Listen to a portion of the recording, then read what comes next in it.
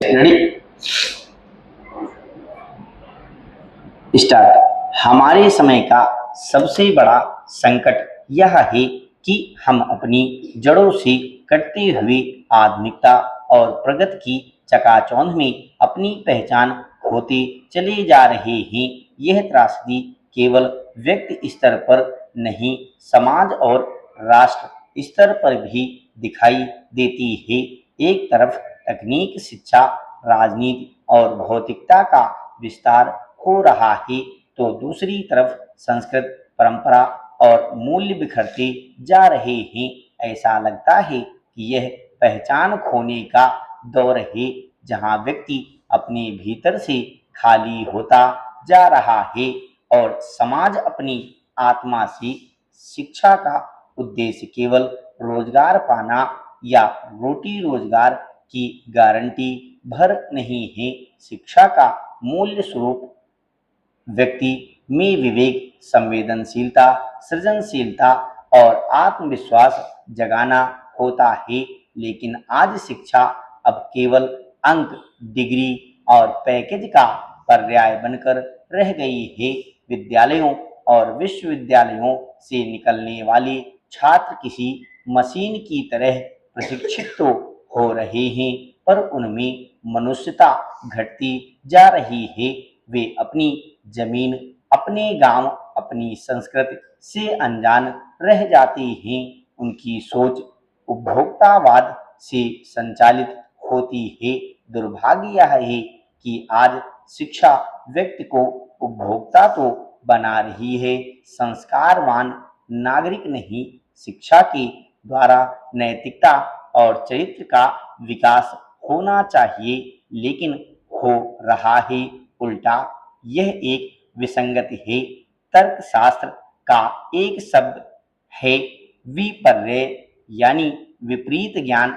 जैसे चमकती हुई रेत पानी का आभास कराती है, दूर से चमकती हुई सीपी चांदी का भ्रम पैदा करती है और अंधेरे में पड़ी हुई रज्जु या रस्सी सांप जैसी दिखाई देती है। हरियाणा में एक वरिष्ठ पुलिस अधिकारी की आत्महत्या और उससे जुड़े तथ्यों के संबंध में जैसी खबरें आई हैं, वे विचलित करने वाली हैं। यह अफसोसनाक है कि देश में फैली कुरीतियों और दुराग्रहों को दूर करने की उम्मीद जिस तंत्र से की जाती है, कई बार वह खुद भी इससे मुक्त नहीं दिखता है।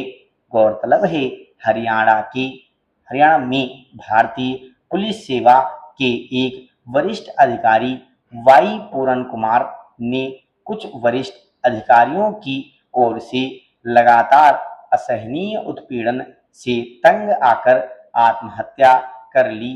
उन्हें अधिकारों और अन्य मुद्दों से संबंधित मामलों में मुखर हस्तक्षेप के लिए जाना जाता था। खबरों के मुताबिक एक आखिरी नोट में उन्होंने कुछ अधिकारियों पर मानसिक उत्पीड़न, जाति आधारित भेदभाव, सार्वजनिक अपमान और दुर्भावनापूर्ण तरीके से छद्म शिकायतें दर्ज कराने आदि का गंभीर आरोप लगाया।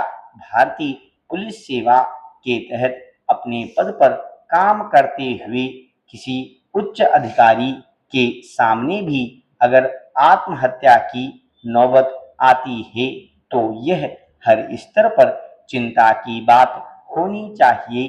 सवाल है कि सरकारी तंत्र के भीतर भी दबाव की राजनीति कैसे इस तरह काम करती है कि एक व्यक्ति के सामने जीने मरने का सवाल खड़ा हो जाता है।